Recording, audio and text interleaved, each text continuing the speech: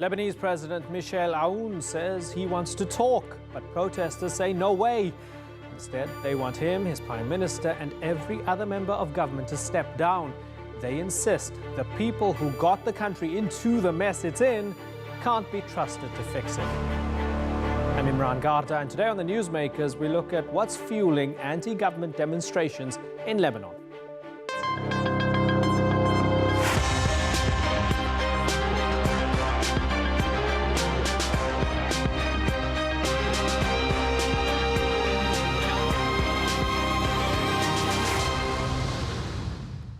What began as a way to generate a bit of extra income ended up drawing the ire of an entire nation.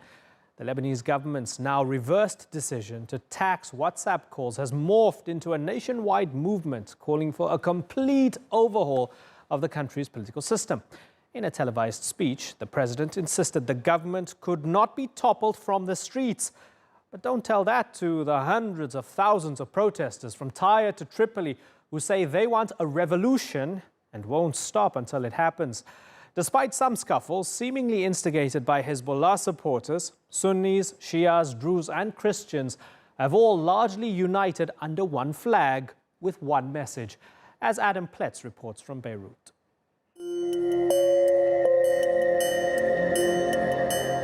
These are Lebanon's largest demonstrations in 15 years. For a week, protesters across the country have been calling for the government's resignation. Lebanon has often been divided by sectarianism, but now a failing economy and rampant corruption have brought its people together in condemnation of their leaders. We are so tired of the government, so tired of the corruption. It has been 30 years with fake promises. They stole everything from this country. Nothing has been changed. No roads, no electricity, no water, no education for our children, nothing at all. We are not Christians, we are not Muslims, we are not Druze, we are Lebanese, all of us. Shame on you for dividing us. Shame on you. These politicians, they deserve to be in jail. Enough is enough. Gilbert Doumit is one of the founders of Libaladi, which translates as For My Country. It's an independent political party that aims to break the ties between politics and sectarianism in Lebanon. He ran in the 2018 parliamentary elections, but lost. Socially, economically, politically, we cannot take it anymore. And what's more interesting is that people are saying, you know, it's not only you, it's the whole system that covers you, that you've been sponsoring, the sectarian power-sharing system that hasn't served us in any way. This was a dream a year ago, not 20 years ago. 20 years ago was like, it's an impossible dream. Today, it feels real. The same people who were afraid to speak are liberated. And I think it's one of the most fascinating moments in probably this country's history. He believes there's a good alternative to the current government.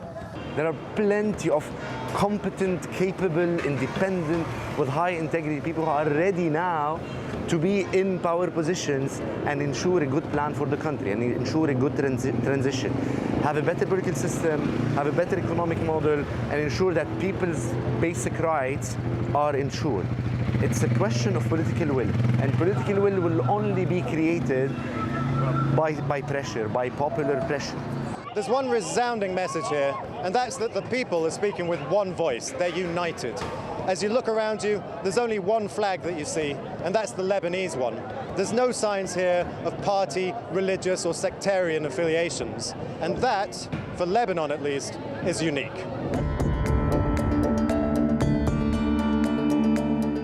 In what seems like an attempt to placate the protesters, the government on Monday announced a package of economic reforms.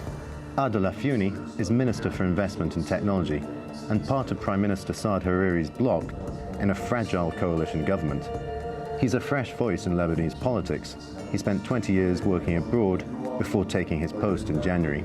We have now provided for economic reform and agenda which is urgent because the situation is very dire. And we have to prepare the country for, or we have to set the stage for economic and financial reform and a budget because it's needed no matter what government is in place or what system we have. But the measures announced by the government only attempt to tackle the demonstrators' economic grievances, not their political ones. The political reforms is definitely something that I think the political parties and the government should address, because the people in the street have legitimate concerns and demands, and we need to listen to those people and address those concerns. There is clearly a very high level of frustration. Some of it is economic, but some of it is about the whole system, and it's only fair for us to address that as well and to make sure that we're listening to the people. Hariri has suggested that early elections could be possible, but most of the protesters are asking for more. Of course we're going to remain here. We'll stay 1 day, 2 days, 10, 20, a month, 2 months. In Tunis, they stayed 8 days. In Egypt, it took a month. So because of this, we need a month, 2 months, even a year until they leave. Shame on them. The demonstrations have been Lebanon's strongest ever expression of resentment against the political system. But will they lead to the fall of the government? And do they herald the demise of Lebanon's sectarian political system? Adam Pletz, The Newsmakers, in Beirut. Let's put all those questions to our guests. Joining me now from Tripoli is Mustafa Allouch. He's a former MP with Saad Hariri's Future Movement Party. In Beirut is Hala Bejjani, Managing Director of Kulluna Irada, a group which advocates for political reform and government transparency. And Jamal Ghosn is the former managing editor of the Lebanese newspaper, excuse me for the Freudian slip, Al-Akhbar. Let me start with you, Mustafa Allouch. Is the state nervous? Has it been rattled by these protests?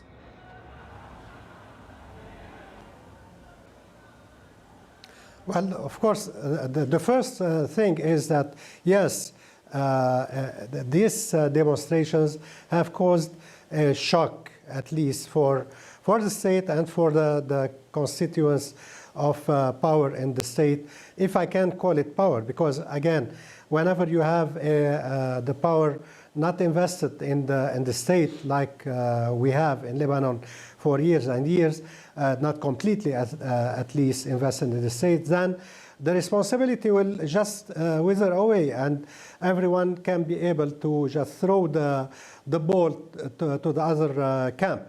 But definitely what's happening now was not expected at this level. Everyone was expecting a few demonstrations here and then, and at a smaller scale. But for the first time, it came like that.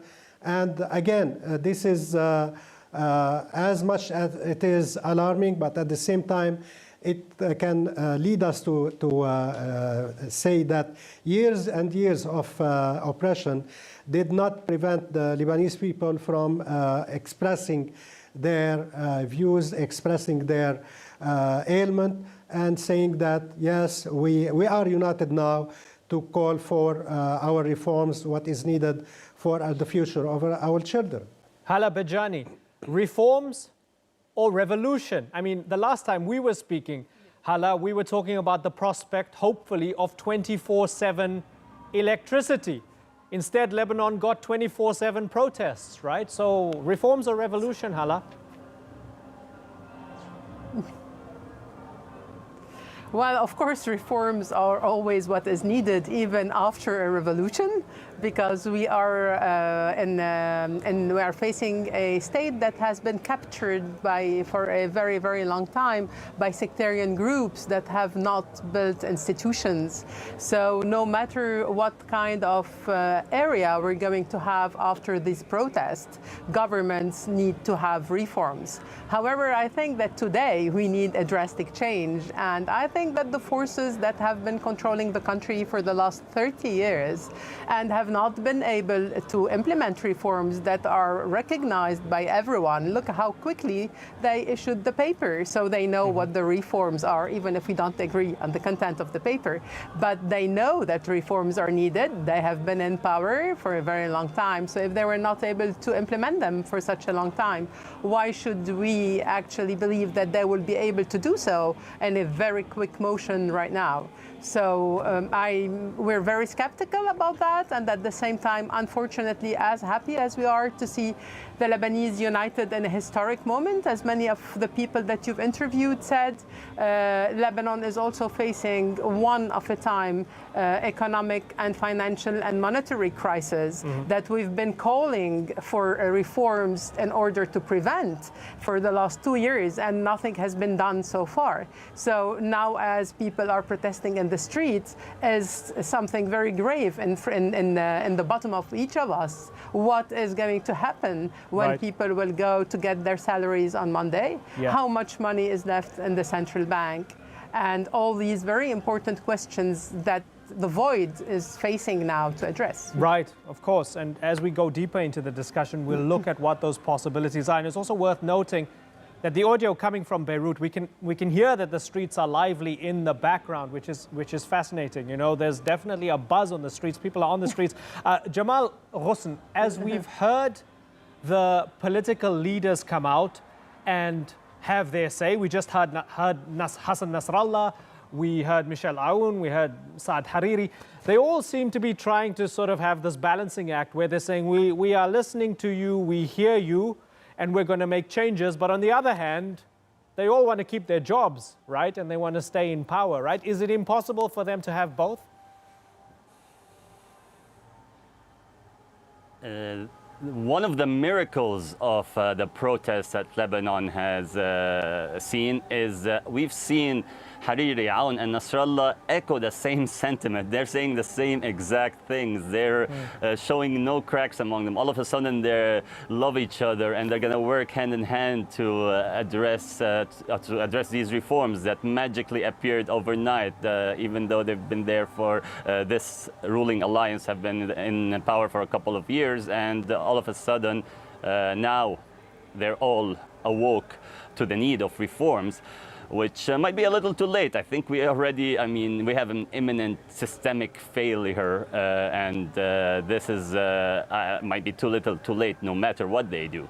Right, interesting. Yeah, Mustafa Allouch. So looking at this from a kind of broader historical lens, is it fair to say that the sectarian makeup of the government built into the system might have stopped a civil war 30 years ago? That's great. But in this day and age, it's impossible to keep this as a functioning state. There's too much patronage, there's too much stealing, and this whole thing needs to be ripped up. Is that a fair analysis? Well, I think yes, in a lot of it, it's a fair analysis, because the constitution, the early constitution of Lebanon in 1943, was made like a partnership between the feudal lords, whether politically or from the sectarian issue. And despite the war that's destroyed the whole country for 15 years, from 1975 till 1990, the Taif agreement was able to stop the war, at least momentarily. And I believe that saying momentarily is a fair estimate, because keeping the sectarian division and not making any change, even those who came with the Taif agreement concerning the non-sectarian parliament, all of this did not happen, and they did not find their way to be amended.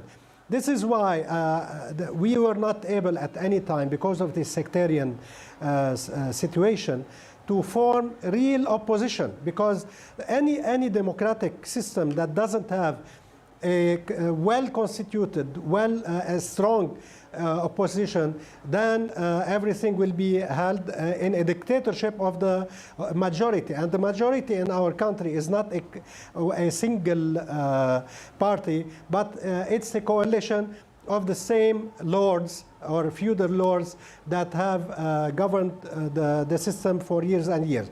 This is why any reform that does not include a reversal of the system, or at least getting rid of the system, that doesn't allow to form real opposition in the country by refusing all aspects of sectarian parties, then I think even if we do anything in the street now and go back to the same system, nothing will happen. All of these reforms, if they happen, and I believe that the governing powers now are forced to do them, then things will change again, because as we have seen over the last 15 years, that even the revolution that we had in 2005, we thought that sectarianism came to an end, but it came back not only with the ruling parties or the ruling class, but also at the level of the people in Lebanon.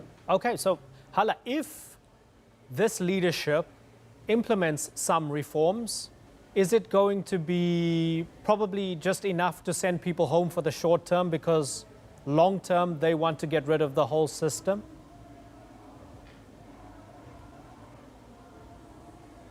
Well, I think that no one today can speak in the name of the people. They are speaking for themselves. They have reclaimed their public power. They have reclaimed their streets. They have reclaimed their city.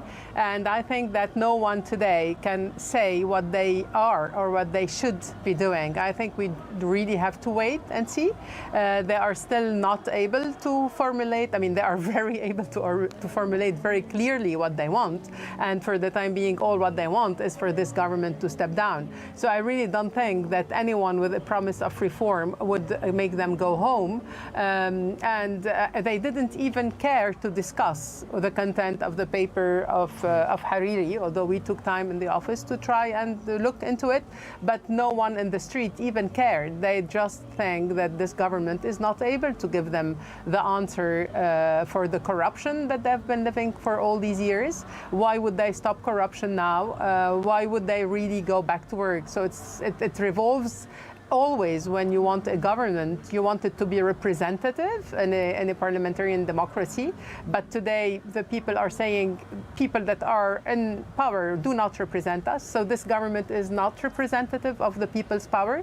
You want it to be competent, and this competence is definitely put in doubt. You want it to have the trust of your people, and definitely the people are not giving it their trust. And you want it also to be usually independent in order to be able to move forward. And we very well know that this government actually is very much affiliated to their partisan forces. So the people, not me, are saying we do not give this government a second chance. Yeah, so Jamal, we did see a few clashes on the streets, and there are still some that are ongoing, according to my best knowledge. However, broadly speaking, yes, there were some clashes between Hezbollah supporters and others, but broadly speaking, there seems to be a very united approach here, all under one flag, all saying we're all Lebanese, as we heard in our report, Adam's report in the preamble to this. Has this been the biggest show of unity from people in Lebanon, not just in Beirut, but in Tripoli and Tyre and elsewhere, that you have witnessed over the past few years, Jamal? Well, I mean, it is a unique show of unity. It's a different type of show of unity, but I wouldn't say it's the biggest. There's still a major part of the population that are loyalists to the parties that are in power. We cannot discount those, and they are all left, I mean, still holding back, or at least a big part of them. We haven't really seen the turnouts that we saw, for example, in 2005. Even though the squares were divided back then, we still saw, I would think, more people than we did now. So it's still a different kind. It's not it's a bit spontaneous. It escalated quickly. The people are self-organizing for the most part. They are not affiliated with anyone. So this is a different kind of show. But it remains to be seen if it keeps growing or what the government is going to do if it keeps growing and if it keeps going, because they still have held back. And it seems, after we heard Aoun, Hariri and Nasrallah, they seem intent on staying. So they might start practicing different tactics to break it up. Yeah. Okay, so I think we can all agree on the fact that the protesters believe there's too much corruption, there's too much inequality, there's too much nepotism. We've seen it whether it's about picking up the trash on the streets or the electricity crisis or unemployment and salaries and so on. But what to do with it? Hala, are we faced a little bit with a paradox here? Because if the government takes reforms very seriously, particularly when it comes to unlocking some of those loans and aid from international institutions and foreign governments, that means cutting spending. That might mean austerity. The protesters are not going to be happy with that, are they?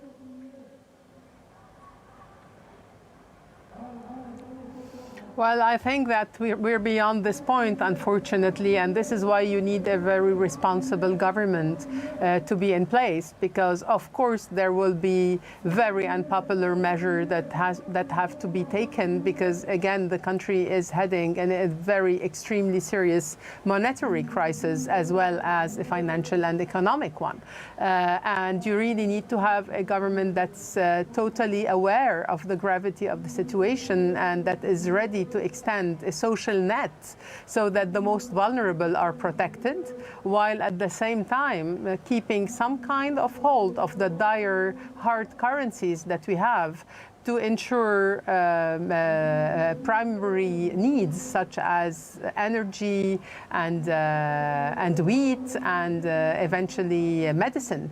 Because I think we're heading towards, we are a country that has a huge deficit in our balance of payment, which means that we import everything. In order to import, you need to send your dollars away. And the disposable dollars in the Lebanese economy now are becoming very scarce. So you really need a government that has a very, very high sense of responsibility and of awareness.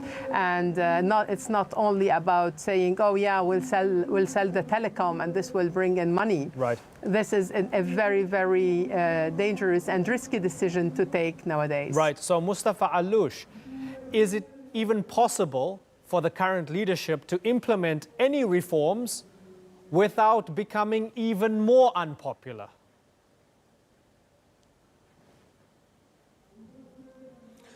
Well, the things that Saad Hariri spoke about, in these issues, he was trying to be more popular because he said that there will be no more hardship on people. But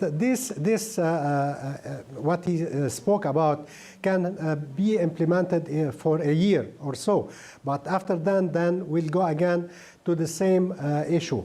The problem is that there is austerity is just part of any reform, in fact. And if we talk about our country, we have too many problems because the issue of the corruption is not only related to the